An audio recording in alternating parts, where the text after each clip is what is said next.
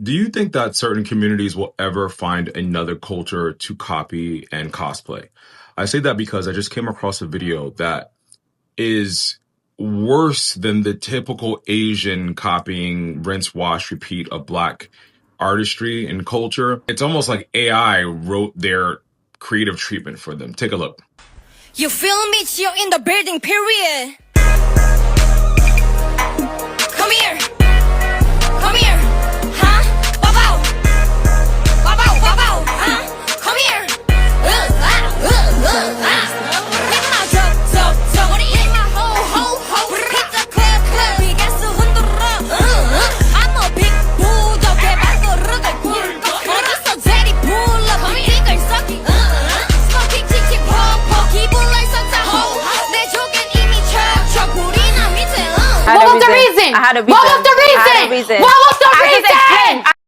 When you have a conversation that continues year after year after year after year about how K-pop and particularly Asians in Korea cosplay and get inspiration from Black people, and that conversation seems like it's making its rounds and just getting, we're having an honest, open discourse about it. And then to see this is like a Korean Summer Walker had a baby with every girl in Atlanta, and it's pulling from a certain subset of Blackness, which doesn't represent everyone. And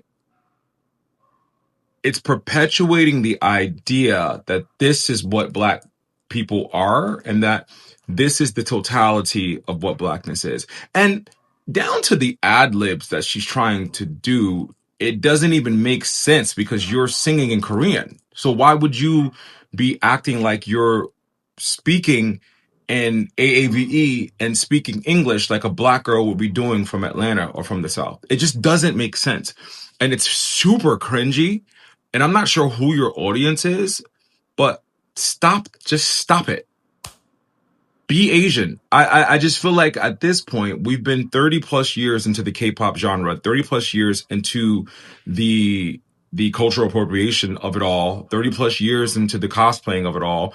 For you to regress to just blatantly taking a prototype and just doing it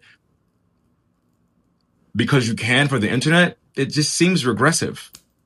There's so much you can do with your own culture, and there's so much you can show us about your own culture. But alas, here we are in 2026, and this is still the conversation.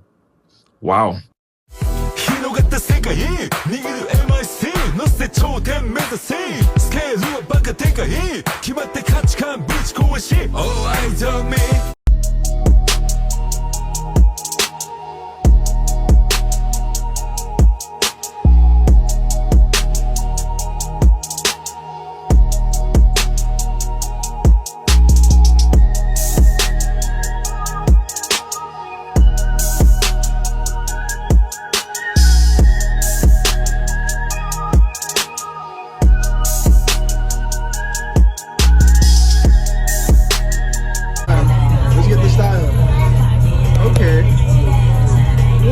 No. Yeah. You do not understand what that means. Oh, okay. Okay, fair. What's your name? No, my one is Shadow. Okay. Why do you like Black culture? Why do you like Black culture? Black culture or ski desu ka?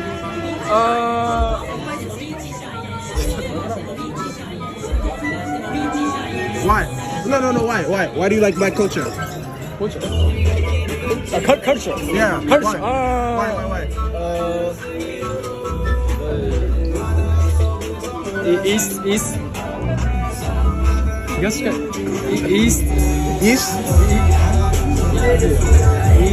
side. I like east side. I like east side.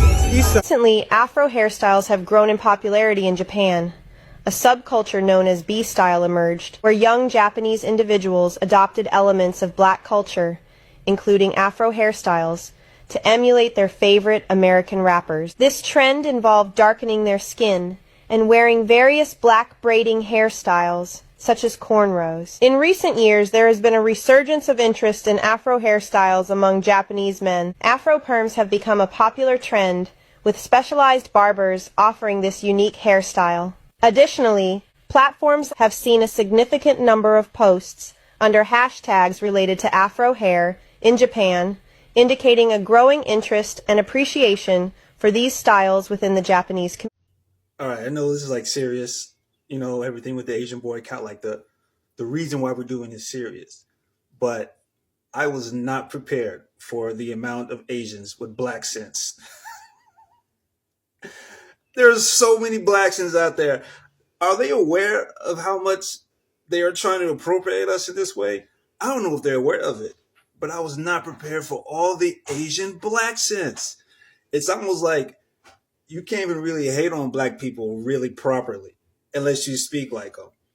It's like the same thing with Hispanics, right? The ones that have the most problem with this, they all have black sense.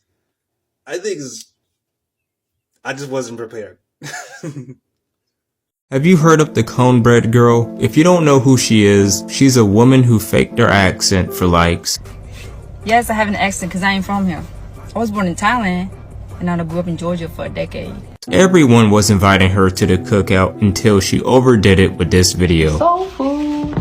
So we got the fried fish with yam, mac and cheese, cornbread.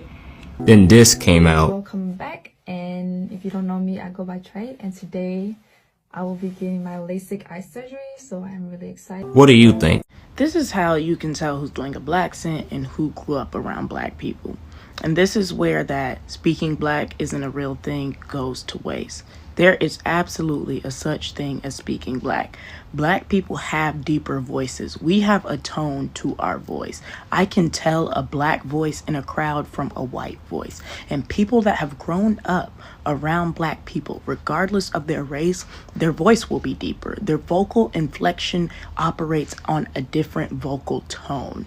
Not only are they speaking with our vernacular, but the tone of their voice will match that of a black person. Black people aren't just identified because of how we speak, we're identified because of how we sound. There absolutely is a such thing as talking black, but a lot of people think it's the words you're using, but it's actually the sound of your voice. A true person that has grown up around black people, if I put blindfolds on and they spoke, I would think it is a black person. They have a black voice. It's not about the words that they're using, it's about the tone of their vocal cords and how they move. There is a such thing as talking black, and to say that there isn't is to erase history and erase how separated we've been from society and how much our voice has been cultivated in the privacy of our own community. And those people that have grown up amongst our community, despite not being of us, absolutely operate that tone of voice. If I put on a blindfold and I heard the true voice of somebody that has grown up and been around black people in their upbringing, they will have a deeper tone of voice. They will sound black. Black people have a specific sound. Black people have a specific presence. And because we grow up around each other, all of us operate within it. When I'm on the phone with my mother, I can act as though I'm one of my siblings because I know how to reach their tone of voice. And that is because we are all black. The same can be done with black people that white people or non-black people that grow up around black people. Their tone of voice is lower. They speak differently. They know our cadence. It's more than just the words you use. It is about the structure of the sound that comes from you. Wait, so how do white people interact with you though when you do meet white people? Oh man, it's crazy. I be thinking they gonna say, get a rope. You know what I mean? Like real talk, like, I don't know, man. And then I'm gonna tell you what's so crazy, T. Look, like when I go around them, I be so jittery and like I feel out of place like a summer gun. You hear me? Yeah, like I'm throwed off. You know, my partner came and got me. He carried me to one of his little partners' football game. Man, one number of white folk there. I was scared to go to the concession stand to get a corn dog. I wanted a corn dog bad in the motherfucker. Yeah, but I just be throwed off like, yeah, if you want me to freeze up, carry me around a lot of white people. It always been like that for you?